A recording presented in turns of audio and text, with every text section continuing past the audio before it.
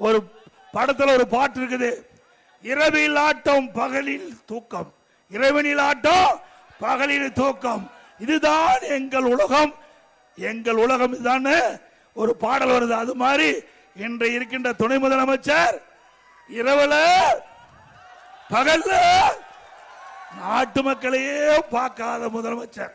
இன்னொரு படி போல மேல போய் இன்ஸ்டாகிராம், அந்த இன்ஸ்டாகிராம்ல அவர் ஒரு போஸ்டுக்கு லைக் போடுறார், போஸ்டுக்கு லைக் போடுறார்.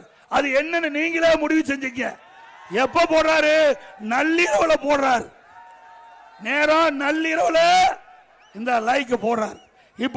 இப்படிப்பட்ட துணை முதலமைச்சர் நாட்டுக்கு தேவையா? வினிலாட்டம்